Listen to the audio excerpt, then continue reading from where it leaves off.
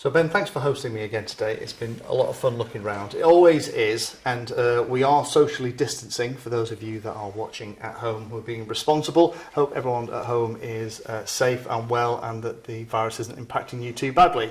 Now, for those of you that have watched the channel for a while, you'll probably know that I have done a couple of videos recently with Ben showing some of his new stuff. So the backgrounds for here may look a little bit familiar, but this one is going to be talking about VTOL. Now, vertical takeoff and landing is something that I'm really interested in, and it's probably going to be a project over Christmas. But Ben is a pilot that's been flying VTOL for a long time. So I thought, while I'm here, let's take the opportunity to ask him some questions and pick his brains, and hopefully by doing so, and by virtue of making this video, you, my viewers, can avoid some of the pitfalls. So Ben, thank you very much for the time today. I really appreciate it. So I'm going to pick your brains and basically get all the information and all the things that you've learned over the past, how long have you been flying VTOL? 1 or 2 years, so something like that. Right, okay. In this format, yeah. Longer than most. Yeah.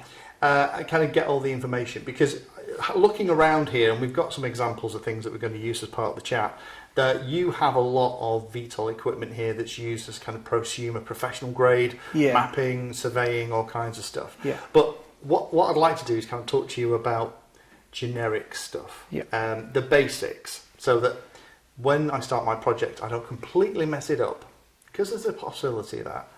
Let's talk maybe about the basic stuff. Yeah. VTOL, let's talk about the different types of VTOL.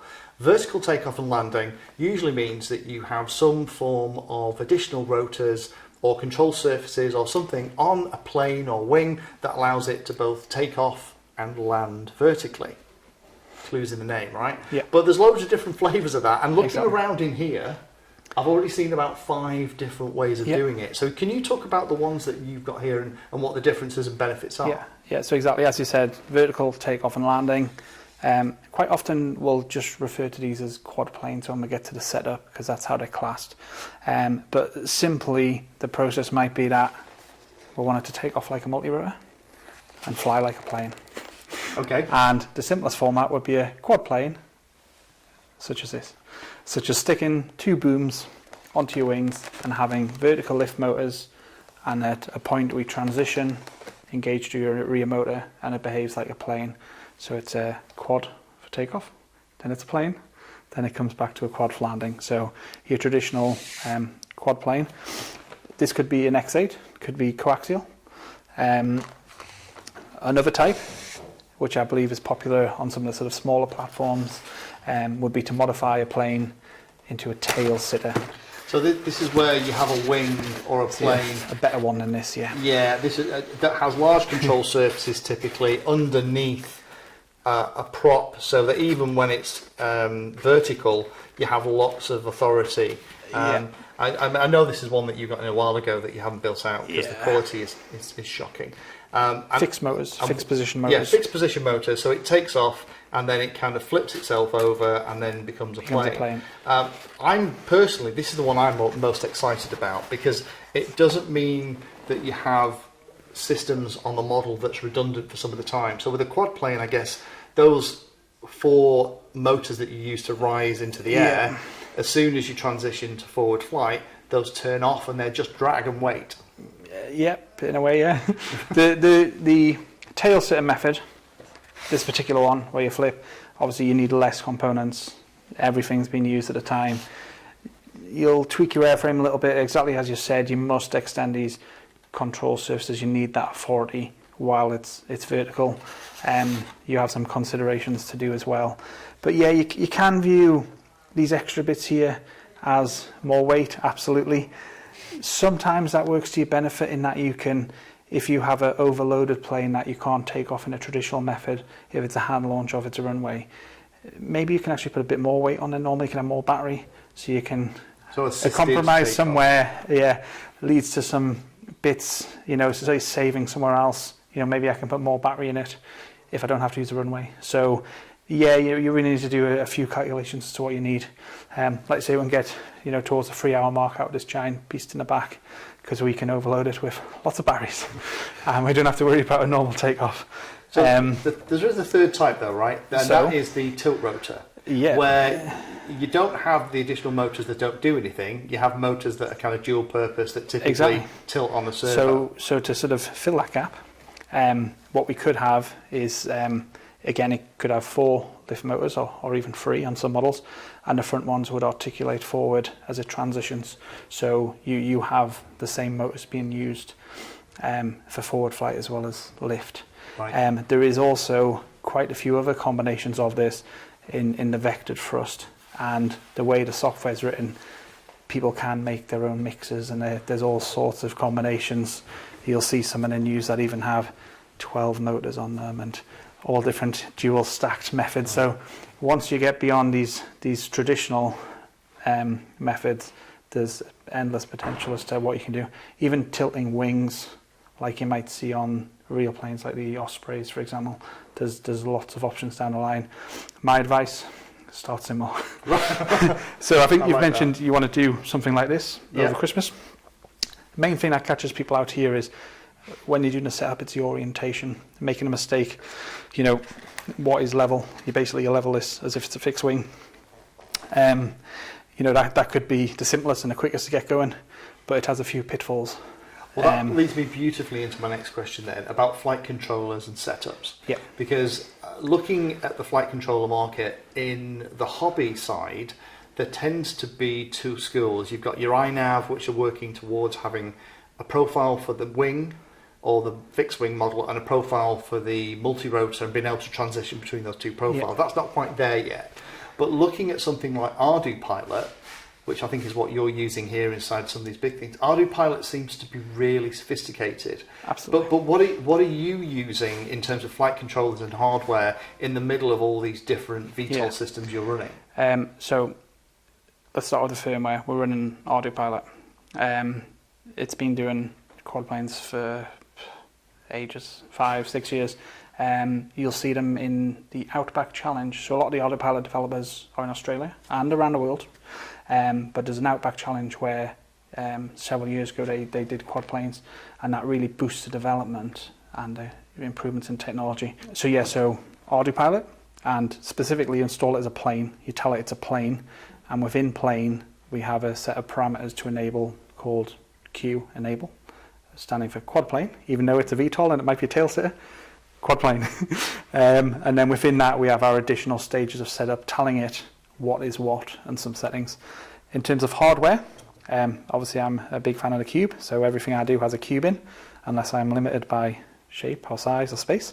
The Hollybow range, fine. And maybe on the FPV market, you look at like the Matek ones. Make sure the board has the right number of outputs that you need. You will find you're using up most of your main and your auxiliary outputs depending on how many control surfaces you have. Right. So 6 might not be enough. So make sure the board you use. Obviously, I generally recommend the Cube products or the Hollybow products for this type of build. Right, that's a really interesting point, because of course you've got all the control of the different motor systems. You potentially have control of all the, at least 2 control surfaces in the wing, maybe 3 or 4 in a larger vehicle. Yeah. And then if it has some kind of tilt rotor system, you've got another 2 that you have to control. Yeah. And all of those, just to be clear then, all of those configurations are supported via this, was it Q? Quad plane Q enable is the first. Q enable. Yeah, okay. So we have to enable it, and then on our parameters list that brings up all our options related to being a quad plane. To give you a rough idea in terms of outputs, this quad plane in the back here, I'll need 4 auxiliary ones for my motors, and then from the main outputs I'll use 5 on this particular one. So we'll have our ailerons, V-tail and motor, and then additionally other equipment I have if it's camera triggers and other features. So this suddenly starts to fill up. Right. What initially looked like a huge output rail. 16, they soon go. But yeah, you can do all these combinations. Right. So let's talk a little bit about specifying the system then. Okay. Because normally the way that most pilots would build just a regular quadcopter is you're going to want at least twice the total thrust as it's going to weigh. And with a plane, there's a whole kind of sliding scale of how much thrust flying weight depends on how you want to fly it. How does that work when you have both at the same time? Do you just specify them individually? It can't be that simple, I'm sure. Well, okay, so loads of people miss out or have no comprehension of the thrust anyway. Let's start from the basics. A quadcopter like this, as a quadcopter, I personally want this thing to hover using between 40 and 50% of the throttle range. That's just stationary hover. So you can't just look at this motor and say, oh, that motor lifts 2 kilos, so this can be 8 kilos. No, you need the latitude to accelerate, to cope with the wind, to move. So if you look through a graph, you'd find your throttle is going from 20% to 75% in normal use. As your battery drains down, that whole curve shifts. So you need that leeway. Planes can be a huge range of a tenth of their mass to even 1-to-1 power to weight ratio if you need to take off something quick. So when we're speccing the lift motors, if we were to make a quad plane, the general consensus has been, okay, we're not hovering all day. It is for the purpose of taking off, often just to go to 30 to 50 meters over the space of a minute, and that's it. And the same on landing. So generally people are pushed towards a 70-75% throttle to hover. Now, in most conditions, that's absolutely fine. But what I've generally been doing recently is aiming more towards a 50 to 60%, purely because as you use these systems more in different weather conditions, in different higher rain, different altitudes, different sort of altitude densities as the weather changes, you'll get caught out. So you don't need to be quite the same as a normal setup, but yeah, something like 50 to 60%. It might mean that you're putting a next size prop on as you initially imagined, or a bit more battery. But overall, and in your initial setup, that'll be a good start based on the weight of your airframe. So maybe a 1 kilogram wing, 1.2 kilograms of thrust each side, and then that way, because also I know we were talking before we started the video, you were talking about the fact that sometimes the throttle delivery isn't linear with the proper motor combos, and you kind of want the hover point to be in a reasonably linear place, so that as you need more throttle, because you've only got two motors and 2 control surfaces here, I guess, right? So if you want a little bit more lift on one side because the wing's dipping, you want that to happen pretty quickly. You don't want that to happen in a place where it's a reasonably flat curve. Obviously, a lot of motor manufacturers will publish tables. Some will just publish the max lift. Be cautious of that. And it's not necessarily the most usable number. They're usually ambitious numbers, I find. They can be very creative, yes. Very. But if you have a table, so this is why I like to look at a percentage of if it needs 40, 50, 60, because you will find that maximum thrust is very inefficient and it might be a bit more of a dream. So if you know, right, I must have 500 grams aside at 50%, using that part of the table will give you a better idea to spec it to, instead of saying, oh, let's take half the max or a multiplier. Use those thrust tables. And the other thing is, if your motor will take, let's say for example, a 5-inch, a 6-inch, a 7-inch, you've at least got a little bit of leeway to change your performance or adjust the pitch if if you're not quite 100% right. So I try and leave myself a little bit of flexibility when I'm developing a platform, that I can tweak it. Over egg rather than under egg. So give yourself some options with adjusting a prop, and ultimately, if it becomes you're making a product, for example, you've got a lot of efficiencies to get down the line. So your first choice of motor might be something you picked off the shelf. You're recycling. As you progress, it's just one of those processes. How can I squeeze some extra performance out? Fantastic, that's really handy. So I've got a better idea then. It looks like it will probably be Ardu plane with the Q plane stuff turned on. It looks like I've got a better idea now about the motors and props that I'm going to need. Any tips on the ESC before we move off the power system? Okay, so because you don't use these kind of things very often, do you? You're more quad plane tilt kind of system. Okay, so I vary my ESCs a lot. from a standard ESC to BL Heli ones have some benefit in the smaller motors. They can be quite nice. Or the bigger, these ones use the T-motor flames, so they're a metal cased, generally because they're getting hot. So they're exposed and cased ones. A small one here, you might want to go with your BL Helis. I don't know, this might end up something like a 20 or 30 amp job. If I was to modify this, I'd potentially even look at sticking these motors on it. And these have an Air 20, a fairly standard 20 amp ESC in. And it might be that, you know, if you're making a quad plane, you leave the plane as it is and then do your mods to it. So last couple of things then, I'm conscious that I've had you for a while. Lessons learnt. So there's a couple of things that we've talked about already, and you know, when you and I talk about your adventures with this stuff, because touchwood so far you've been very lucky, no spectacular crashes, although you know a few touchwood, not yet. Learning, teaching moments. So the first one I think is one that we've talked about, which is there's no one hard and fast rule, is there? And we've kind of explored that in the chat already. It's not that just because someone's using a motor it's going to work exactly the same. You have to kind of, like in the early days of multi-rotors, you have to pick the right motor and prop for the job. Well, first what I suggest is, we get lots of people asking these questions and I don't always answer them because there's so many variables, and you know, you end up changing your design. Look at the manufacturer's thrust tables, try and work out what your model's going to weigh, so you might have to make a guess on the battery. And there's also programs out there for you to type in the model details. eCalc, for example. I'll put a link below to that. Start on there, you know, for any system, doesn't matter if it's the VTOL, you know, you have to do your research, unfortunately. I don't like giving advice because normally the project changes and the advice at the beginning isn't the best at the end, but the main point is these guidelines, these like where to aim for, why, you know, why does this want 40% at hover, that one's 60, you know, these principles, these sort of first principles. One thing I would suggest is the documentation for VTOLs, for quad planes, is amazing. It is all there.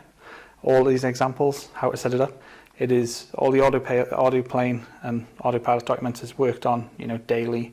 It's a fantastic resource. Before I started to build anything and before I do anything new or use a new feature, I study the documents again and again, and then, you know, try it. So to give you an idea about the process of, I want to assemble this, I need to do all my bench tests and make sure my output's all right.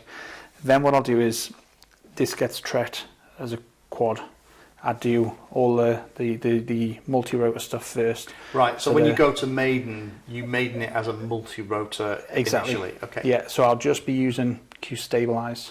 So I will hover, make sure everything's plugged in the right way, the motors are correct. So we've got the same bits like in your other videos for setting up this one you did, the motor test and all that, and then progress to a point where I Q-stabilize, which is the same as the stabilize mode. So minimal impact of the other sensors, but I'm building it up and I'm starting to do some initial setup and tuning based on how it behaves as a quad. Now, if it's a tail sitter, you will just be holding it, and maybe what you will find is you're reducing the pitch movements. You know, this one in the background here, it's got 3.2 meters of wing. It's a big sail. This cannot be as aggressive to fly as the one here, so I might dial some bits back and I'll try and get it hovering well. Bear in mind, systems like this use split batteries, so I use a different battery system for the plane part to the lift for a couple of reasons. The plane will fly for hours and it can use these low C batteries that we showed earlier. The lift motors are extremely high current draw and need to use specific batteries, and they will last maybe 5 minutes at the most. If we were using a wing, a lithium ion pack for the level flight, and then maybe a LiPo pack to run, because you're only going to have a literally 3 or 4 minutes maximum of hover, ideally, because you're going to use it to take off and then land. I hadn't even considered that, so you could have batteries in parallel. What about central gravity? Because with a quad, it's really important that the central gravity is in the middle. Any considerations with something like a quad plane where the CG is? We'll try and have the centre of lift as a quad, as a centre of gravity as a plane. So this one here, the center of gravity is measured just like on a plane, something like 25% back from the leading edge. And obviously the lift motors are spaced accordingly so that it takes off straight. And they do very well. Depending on the wind, obviously it can be pushed around more, so it's interesting the first time. Just to come back on the battery point, the smaller systems, you might not have the space luxury of putting in dual battery systems, and it just might not work because you'll likely increase the weight. So more likely you'll use lithium polymer because you might need a bit more oomph on takeoff, and it will be a compromise. The main thing is when you come back to land, maybe you don't take it as flat as you normally would because you might not have the sufficient lift. Yep. So this is what you've got to watch out for. What you don't want to do is, I'm going to flatten my plane battery, and when I come and transition, oh, my voltage sag means I don't have the thrust anymore. So if I have a separate battery system that I know lasts, can actually get towards 10 minutes out of this one, that is ample time to land it. With these types of VTOLs, you're not flying somewhere, transitioning, doing something as a multi-rotor. It is purely for the takeoff and landing on these types of setup. So you have a very short time as a multi-rotor in the VTOL, and it is just to take off in a small space. That is the purpose of it. Do your job as a plane, come back as a VTOL. You would be building a different system if you wanted to continually stop and start, maybe do multiple drop-offs, as we've seen in the news a lot.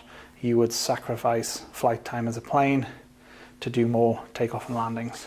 Really interesting. Ben, thank you so much for this. So this is actually going to be the first video, I guess, in this new VTOL series. I'm going to take some of this advice, and unfortunately Ben will probably get a couple of phone calls as we go through this. And I guess the next job is to look at airframes and potentially look at the T-motor numbers to find the ones that we need and take a guess at how heavy this model is going to be. But Ben, thank you so much for your time. You're welcome. Really good. You've given me lots to think about, and yeah, we'll go on this VTOL adventure together. Excellent. Thank you for watching my video and watching right to the very end. If you want to find out what I'm currently working on, you can follow me on social media by searching for Painless360 in the usual places. If you'd like to become part of the inner circle, then you can become a Patreon. Details are in the description and you get lots of additional benefits. Check out the playlist section on the channel too. I organise all of my videos into playlists, and it's called something like Introduction to or for Beginners. All of the content is aimed so that you can start at the very beginning, and it teaches you that subject, starting with simple principles and moving up to teach you everything you need to know.